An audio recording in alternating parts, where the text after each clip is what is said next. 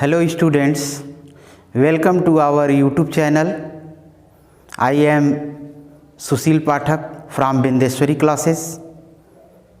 आज इस वीडियो में हम डायरेक्ट इनडायरेक्ट नरेशन के थर्ड टाइप सेंटेंस यानी डायरेक्ट स्पीच में इम्परेटिव सेंटेंस आने पर किस प्रकार परिवर्तन करेंगे, इस पर चर्चा करेंगे। तो डायरेक्ट से इनडायरेक्ट नरेशन में चेंज करते समय यदि डायरेक्ट स्पीच में इम्परेटिव सेंटेंस आया हुआ हो तो उसे किस प्रकार बदलते हैं, इसी विषय पर इस वीडियो में हम चर्चा करेंगे। तो first of all imperative sentence. Imperative sentence का मतलब होता है आदेश सूचक या आदेशात्मक वाक्य। आदेश सूचक या आदेशात्मक वाक्य। तो first of all what is imperative sentence? Imperative sentence किसे कहते हैं? तो अ सेंटेंस which expresses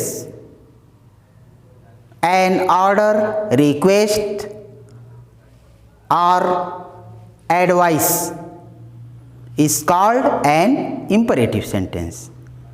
ऐसा वाक्य जिसमें ऑर्डर आदेश, सलाह, निवेदन, सुझाव का भाव निहित हो या प्रकट करता हो उसे इम्परेटिव सेंटेंस कहते हैं। तो डायरेक्ट स्पीच में आए हुए इम्परेटिव सेंटेंस को इनडायरेक्ट स्पीच में किस प्रकार परिवर्तित करते हैं, आइए रूल और एग्जाम्पल से समझते हैं। तो रूल फर्स्ट में चलते हैं। यदि रिपोर्टिंग वर्ब में आपका ऑर्डर आदेश रिपोर्टिंग वर्ब सेड को जो है आप भाव के अनुसार, यदि रिपोर्टेड स्पीच में ऑर्डर का भाव हो तो रिपोर्टिंग वर्ब को ऑर्डर्ड में, यदि डायरेक्ट स्पीच में रिपोर्टेड स्पीच में रिक्वेस्ट का भाव हो तो रिपोर्टिंग वर्ब को रिक्वेस्टेड में, यदि रिपोर्टेड स्पीच में एडवाइस या सलाह का भाव हो तो एडवाइज्ड में, सजेशन का भाव हो तो सजेस्टेड में बदल देते हैं। इस प्रकार आप देख सकते हैं रिपोर्टिंग वर्ब सेट को भाव के अनुसार निम्न प्रकार बदलते हैं। यदि ऑर्डर हो तो ऑर्डर्ड में, यदि एडवाइस हो तो एडवाइज्ड में, यदि रिक्वेस्ट हो तो रिक्वेस्टेड में, यदि सजेशन हो तो यानी सुझाव हो तो सजेस्टेड में। ऑर्डर मीन्स आदेश हो गया, इसको आप ऑर्डर्ड या कमांडेड में भी बदल सकते हैं। आदेश आने पर इसको ऑर्डर्ड या कमांडेड में भी बदल सकते हैं। इस प्रकार रिपोर्टिंग वर्ब में इम्परेटिव सेंटेंस आने पर जो है रिपोर्टिंग वर्ब में इस प्रकार परिवर्तन होता है। आगे चलते हैं।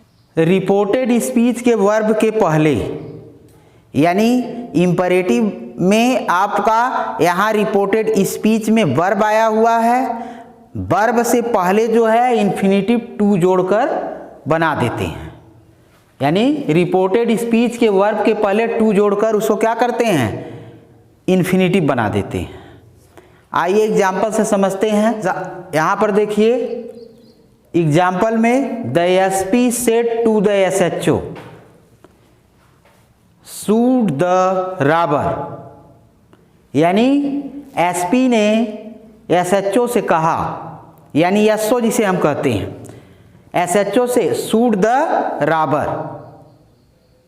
यानी यहाँ पर देख रहे हैं रिपोर्टेड स्पीच में आपका भाव जो है आदेश का भाव प्रकट होता है और इम्परेटिव सेंटेंस है, यहाँ वर्ब से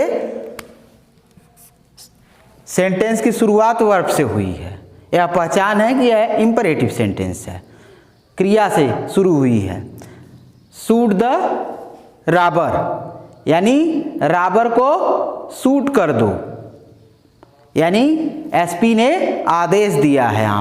यहाँ पर आदेश का भाव प्रकट होता है, तो इसे डायरेक्ट से इनडायरेक्ट नरेशन में चेंज करेंगे।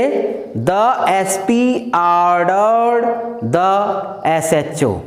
इसके बाद अभी आपने देखा कि रिपोर्टेड स्पीच के वर्ब के पहले टू जोड़कर इन्फिनेटिव बना देते हैं, तो इसके वर्ब के पहले टू जोड़ देंगे। To shoot the robber indirect speech में। Ram said to Sita take medicines regularly. Ram ने सीता से कहा टेक मेडिसिन्स रेगुलरली, यानी दवाइयाँ जो है नियमित लिया करो। तो यहाँ पर भी आप देख सकते हैं कि ये जो है वर्ब से शुरुआत हुई है, इंपेरेटिव सेंटेंस है, और यहाँ पर इस रिपोर्टेड स्पीच में इस सेंटेंस से ये पता चलता है कि यहाँ पर सलाह दी जा रही है। तो सलाह का जो है एडवाइस आने पर जो है यहाँ पर आप देख रहे हैं एडवाइस हो तो एडवाइज्ड में बदल देते हैं। तो राम एडवाइज्ड सीता, और इसके बाद वर्ब के पहले टू जोड़कर इन्फिनिटिव बना देंगे। तो Ram advised Sita to take medicines regularly indirect speech में। Ram advised Sita to take medicines regularly. Comma और इन्वर्टेड कामा को हटा दिया गया और वर्ब का पहला लेटर यहाँ पर स्मॉल से हो जाता है।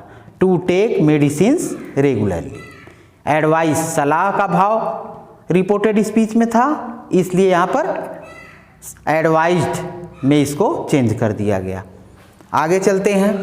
रिपोर्टेड स्पीच के ओकेटिव केस के नाउन को, रिपोर्टेड स्पीच के ओकेटिव केस के नाउन को रिपोर्टिंग वर्ब का कर्म यानी ऑब्जेक्ट बना देते हैं। फॉर एग्जाम्पल यहाँ पर आप देख सकते हैं the teacher said sit down boys, यानी रिपोर्टेड स्पीच में ओकेटिव केस का नाउन बॉयज आया हुआ है यहाँ पर, तो इसे जो है रिपोर्टिंग वर्ब का ऑब्जेक्ट बना देते हैं डायरेक्ट से इनडायरेक्ट में चेंज करते समय।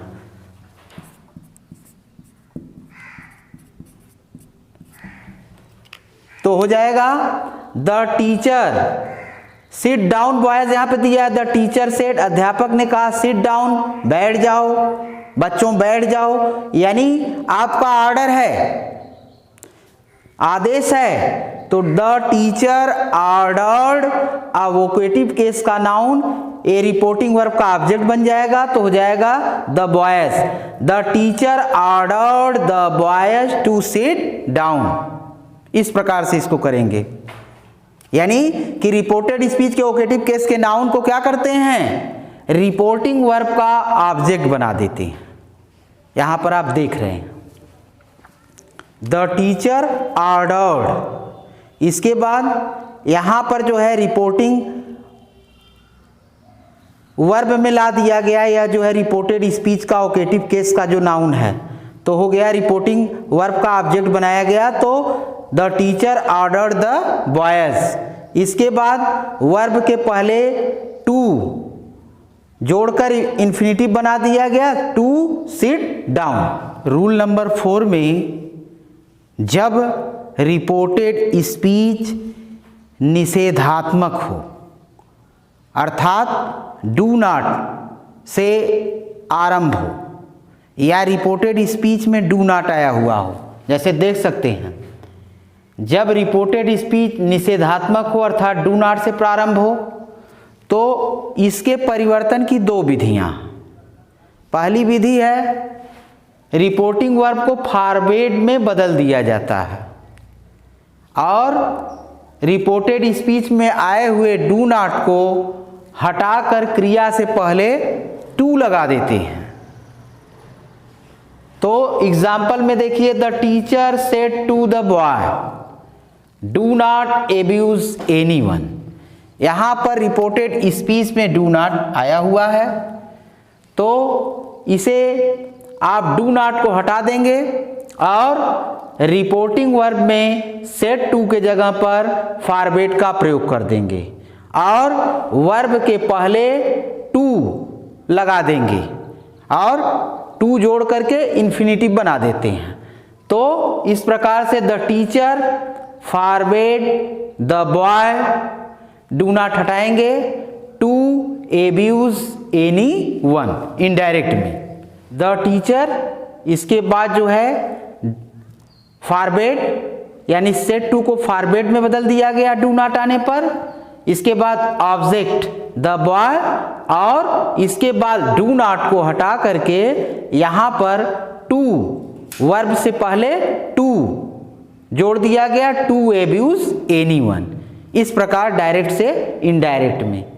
और दूसरी विधि को देखते हैं। दूसरी विधि में रिपोर्टिंग वर्ब सेट को भाव के अनुसार, यानी आर्डर का भाव है तो ऑर्डर्ड में, एडवाइस का भाव है तो एडवाइज्ड में, या रिक्वेस्ट का भाव है तो रिक्वेस्टेड में बदला जाता है। किंतु इसमें रिपोर्टेड स्पीच से केवल डू हटता है और नॉट के बाद टू इन्फिनिटिव लगाते हैं। जैसे my father said to me don't waste your time, direct speech में यहां पर देख रहे हैं डोंट, डू नॉट, डोंट आया हुआ है, तो दूसरी विधि से इसको रखते हैं, यानी रिपोर्टेड स्पीच में आए हुए सेंटेंस को भाव के अनुसार, रिपोर्टेड स्पीच में आए हुए इंपरेटिव सेंटेंस को भाव के अनुसार जो है उसका रिपोर्टिंग वर्ब जो है भाव के अनुसार बदल देते हैं। रिपोर्टिंग वर्ब में सेड टू को आप भाव के अनुसार बदल देते हैं। तो यहाँ पर डोंट वेस्ट योर टाइम, यानी पिताजी ने कहा, मुझसे कहा अपने समय को वेस्ट मत करो, डोंट वेस्ट योर टाइम। तो यहाँ पर एडवाइस का बोध हो रहा है, भाव प्रकट हो रहा है। तो my father advised me, my father advised me, इसके बाद डू हटता है, नॉट को लगाएंगे, इसके बाद टू इन्फिनिटिव का प्रयोग करेंगे, इसके बाद वेस्ट और योर, यहाँ पर पर्सन में परिवर्तन होगा, योर यानी सेकेंड पर्सन का प्रोनाउन है, सेकेंड पर्सन के प्रोनाउन को रिपोर्टिंग वर्ब के कर्म के अनुसार, ऑब्जेक्ट के अनुसार, तो रिपोर्टिंग वर्ब का कर्म है मी, यहां पर हो जाएगा माई, माई टाइम।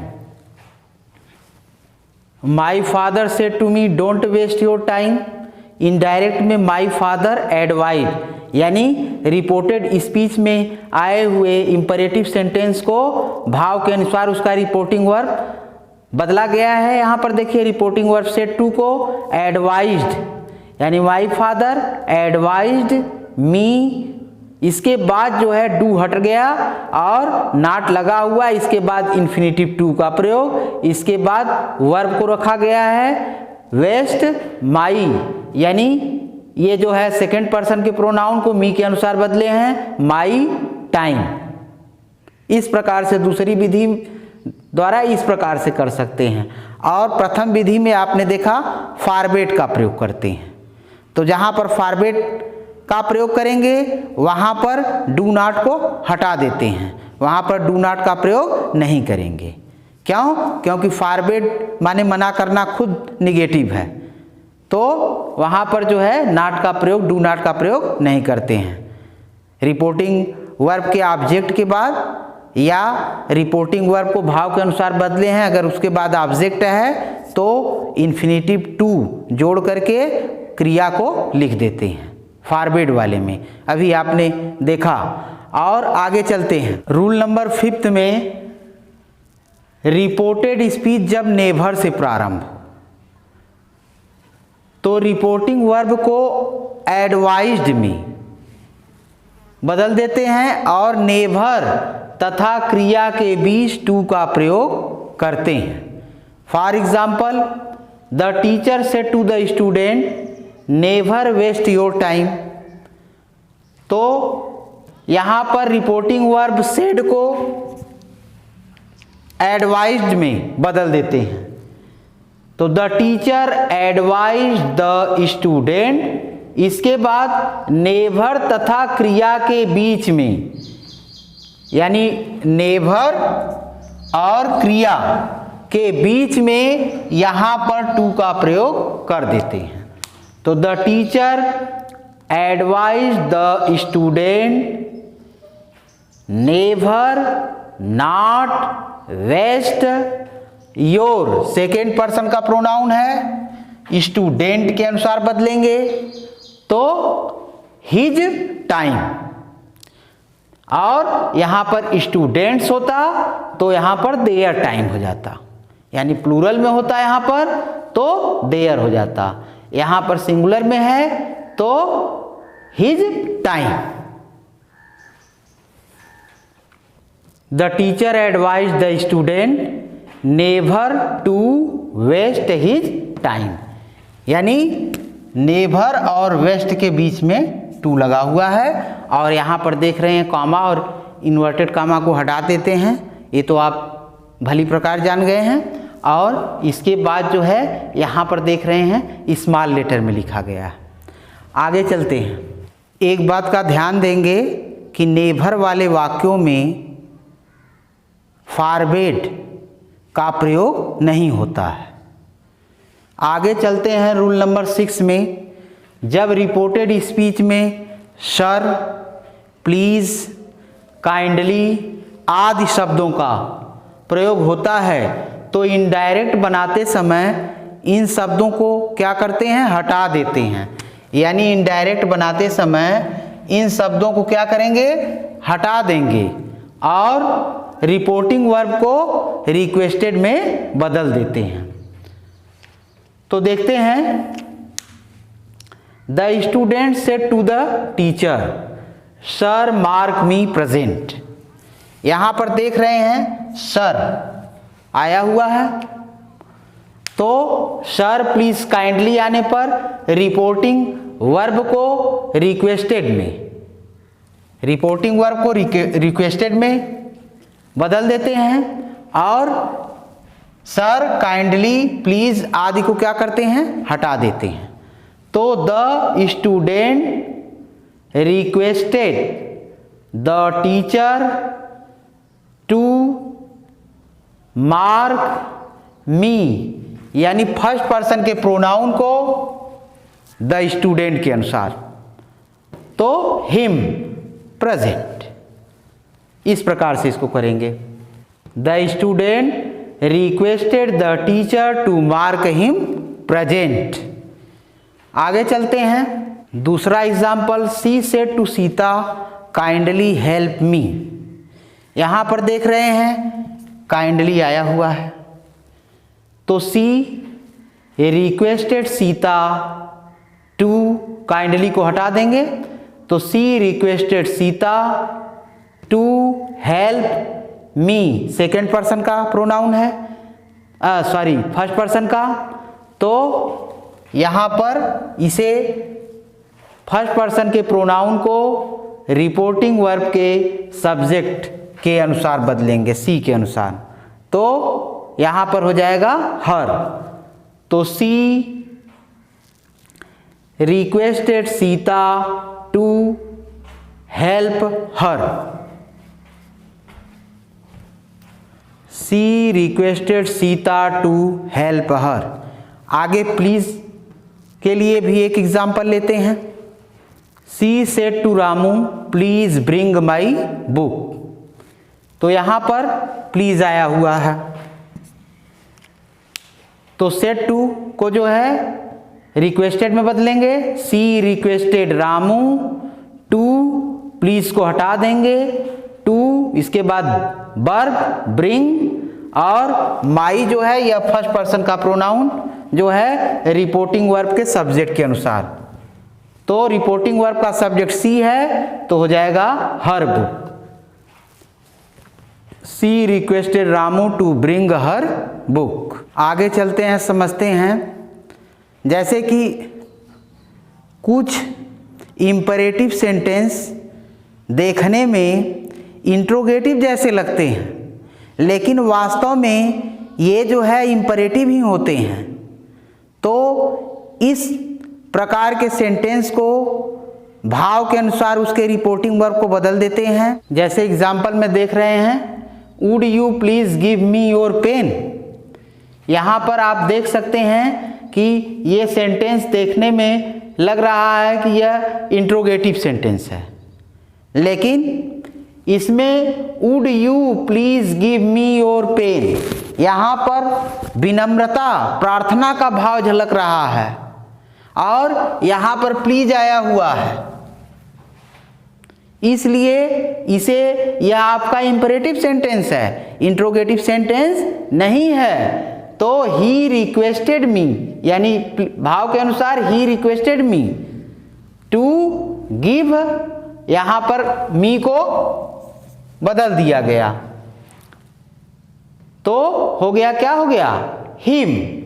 तो he requested me to give him your pen, your pen को माई पेन। क्यों? क्योंकि यहां पर देखिए ही सेड टू मी, यहां पर जो रिपोर्टिंग वर्ब दिया हुआ है, रिपोर्टिंग वर्ब का जो है ये सब्जेक्ट है और ये ऑब्जेक्ट है, तो इसके अनुसार चेंज किया गया आपका ये जो है मी को जो है फर्स्ट पर्सन के प्रोनाउन को रिपोर्टिंग वर्ब के सब्जेक्ट के अनुसार, तो यहां पर हिम हो गया। और ये योर को चेंज किया गया जो है रिपोर्टिंग वर्ब के ऑब्जेक्ट के अनुसार। रिपोर्टिंग वर्ब का ऑब्जेक्ट है मी, तो यहां पर क्या हो गया, माई, यानी योर का माई पेन। तो इस प्रकार इसको बदलते हैं, यानी यहां पर जो है प्रार्थना या विनम्रता का भाव प्रकट हो रहा है, would you please give me your pen, तो इसलिए यहां पर इसको रिक्वेस्टेड में, रिपोर्टिंग वर्ब को रिक्वेस्टेड में बदल दिया गया। तो आगे चलते हैं। आगे इंपरेटिव सेंटेंस में आए हुए लेट को बदलने के नियम को समझते हैं। यानी डायरेक्ट स्पीच में यदि इंपरेटिव सेंटेंस हो और उसमें लेट आया हुआ हो तो उसको बदलने के नियम को समझते हैं। तो लेट जो है निम्न बातें प्रकट करने के लिए प्रयोग में आता है, यहां पर आप देख रहे हैं, यानी प्रपोजल, प्रस्ताव, इसके बाद प्रार्थना, रिक्वेस्ट, आदेश, कमांड, ये जो है प्रकट करने के लिए लेट का प्रयोग किया जाता है। तो आइए फर्स्ट ऑफ ऑल प्रपोजल को समझते हैं।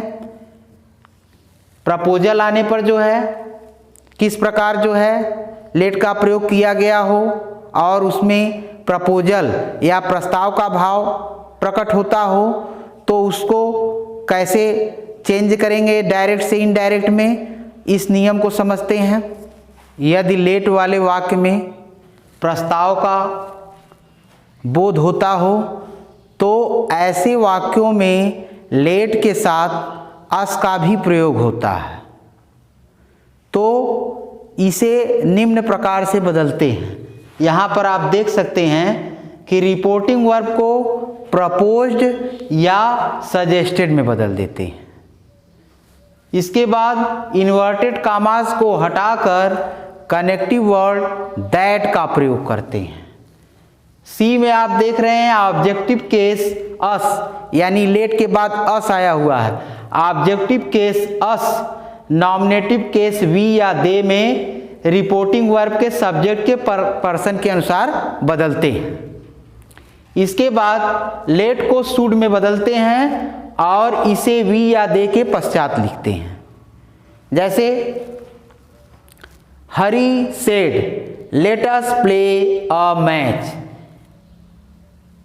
यहां पर देखिए प्रस्ताव का बोध हो रहा है, भाव प्रकट हो रहा है, आओ मैच खेला जाए या आओ हम मैच खेलें।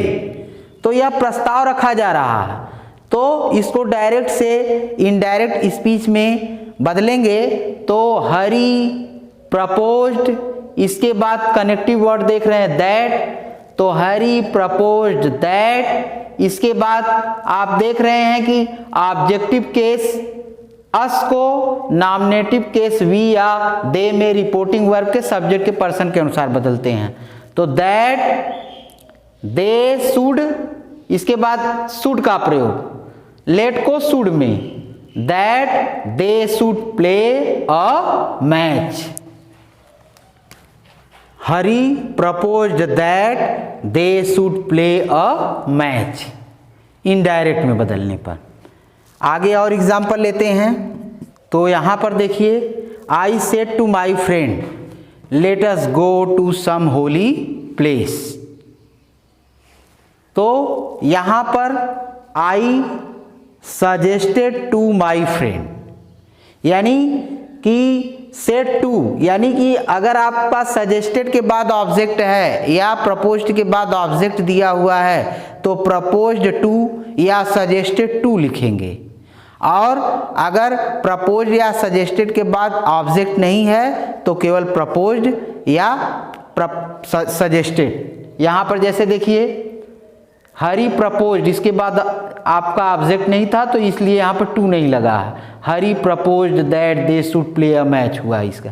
यहाँ पर देखिए I said to my friend object है तो I suggested to my friend, I suggested के बाद टू लगाएंगे।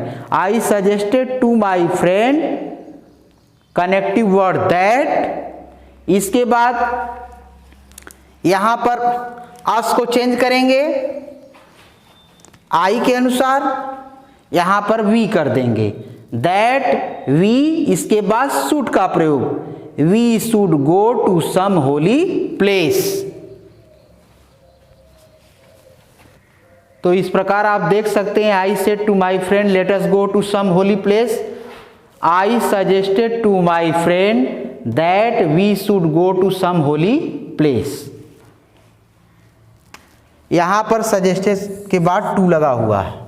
यदि किसी स्वीकारात्मक यानी अफर्मेटिव सजेशन के उत्तर में लेट्स नॉट, यहां पर देख रहे हैं लेट्स नॉट का प्रयोग हो तो इसे रिपोर्ट करने के लिए ऑब्जेक्टेड या वाज अगेंस्ट इट का ही प्रयोग करते हैं। यहां पर आप देख सकते हैं let's go to the zoo said Mohan, यानी मोहन ने कहा आओ चिड़ियाघर चला जाए या चिड़ियाघर चलें। लेट्स नॉट सेड राधा, यानी राधा ने कहा नहीं चलना है, यानी कि राधा ने निगेटिव में जो है उसका रिप्लाई किया let's not said Radha.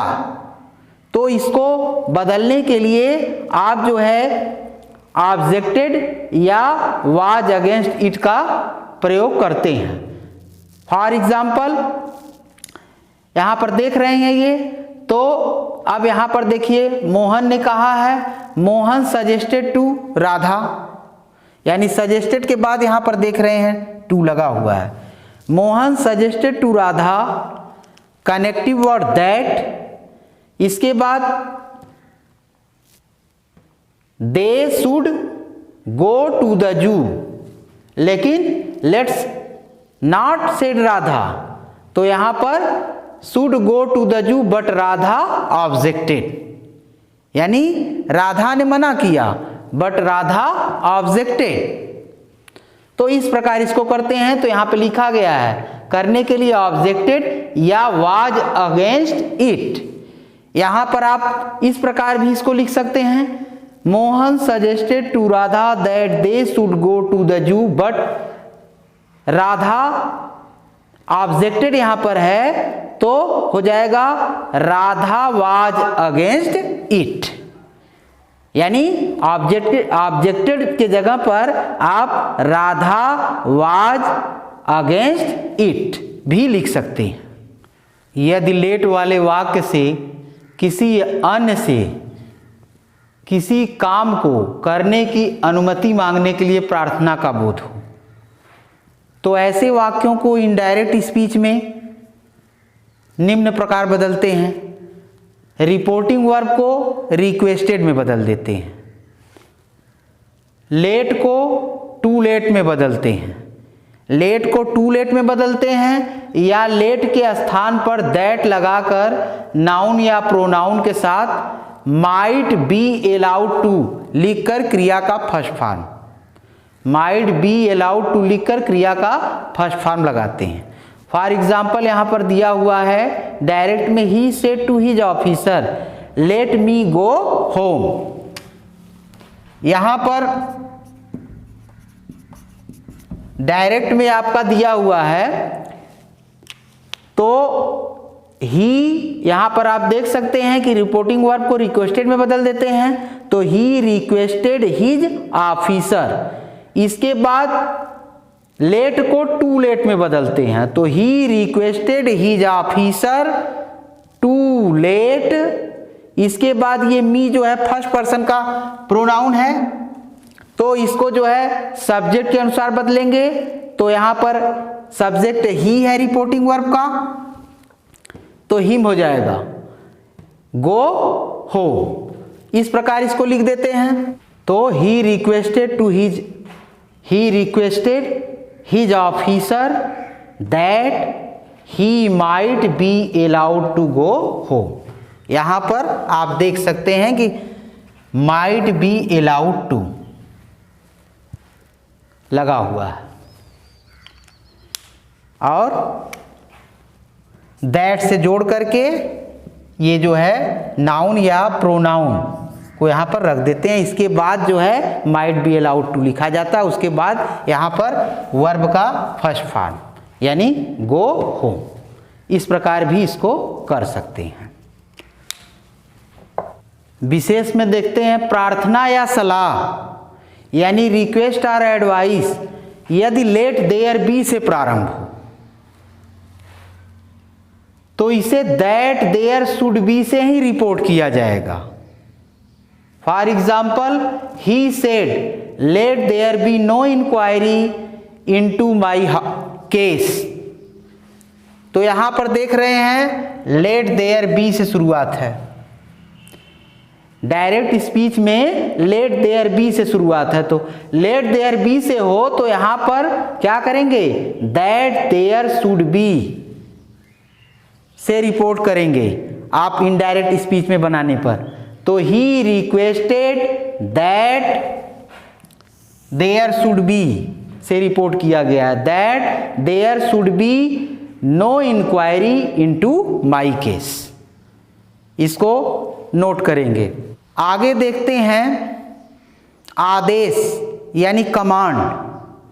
Late जो आया हुआ है आपका रिपोर्टेड स्पीच में डायरेक्ट स्पीच के रिपोर्टेड स्पीच में लेट का भाव जो है यदि कमांड आदेश का हो तो उसके रूल्स और एग्जाम्पल से उसको समझते हैं। आदेश कमांड यदि लेट वाले वाक्य से किसी को आज्ञा देने का भाव बोध हो तो उसको लगाते हैं रिपोर्टिंग वर्ब को ऑर्डर्ड में बदलते हैं। इसके बाद लेट के स्थान पर दैट लिखते हैं, फिर नाउन या प्रोनाउन के बाद शुड का प्रयोग कर वर्ब तथा अन्य शब्दों को लिखते हैं। जैसे for example the officer said to his clerk let no one come late. यहां पर देखिए let no one come late, इसमें आदेश का भाव बोध हो रहा है तो इसलिए द ऑफिसर ऑर्डर्ड, इनडायरेक्ट में बनाएंगे तो the officer ordered his clerk that no one should come late. यहाँ पर देखिए लिखा गया है, लेट के स्थान पर दैट लिखते हैं, फिर नाउन या प्रोनाउन के बाद दैट, फिर नाउन या प्रोनाउन के बाद शुड, और शुड के बाद जो है वर्ब तथा अन्य शब्दों को लिखते हैं, वर्ब।